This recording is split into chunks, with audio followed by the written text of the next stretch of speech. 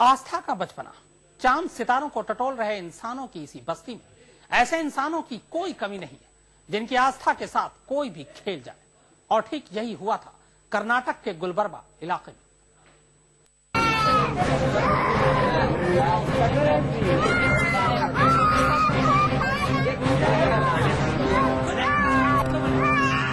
ये कर्नाटक के गुलबर्गा का 7 गोल गुंबज इलाका है।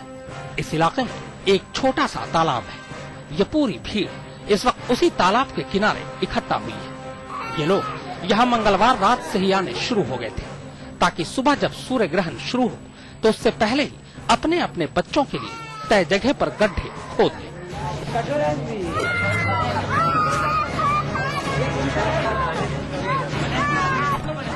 इसके बाद रात के अंधेरे में गड्ढे खोदने का काम शुरू हो जाता है। हर गड्ढा उस गड्ढे में गाड़े जाने वाले बच्चे की ऊंचाई और लंबाई के हिसाब से खोदी जाती है।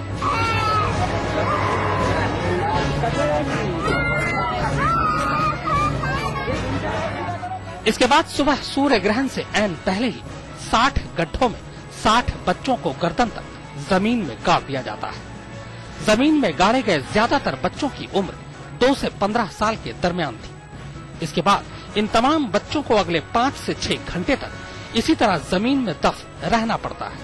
इस दौरान ज्यादातर बच्चे लगातार रोते चीखते रहते हैं और फिर जब थक जाते हैं तो बेहोश हो जाते हैं। पर इसके बावजूद इनमें से किसी को भी सवेरे 11 बजे से पहले जमीन से बाहर नहीं निकाला जाता।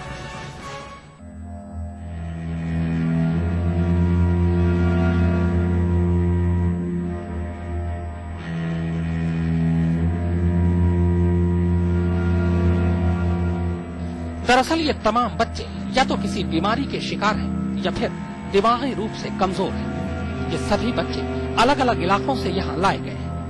गुलबर्गा के इस इलाके में ऐसी मान्यता है कि सूर्य ग्रहण के दौरान अगर ऐसे बच्चों को तालाब के पास जमीन में गले तक गाड़ दिया जाए तो उसकी तमाम बीमारियां ठीक हो जाती हैं।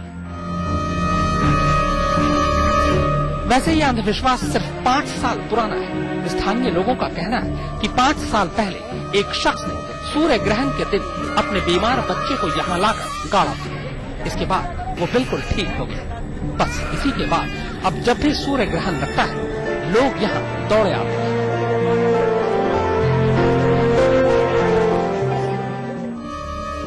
सूरज को शायद चांद से कोई गिला नहीं होगा क्योंकि वो तो उसकी रोशनी पर चंद लम्हों का ही ग्रहण लगाता है। मगर सूरज की साख पर इंसानी आस्था का ये ग्रहण पता नहीं और कितनी सदियों तक उसे यूं ही सालते रहेंगे। आज तक ब्यूरो।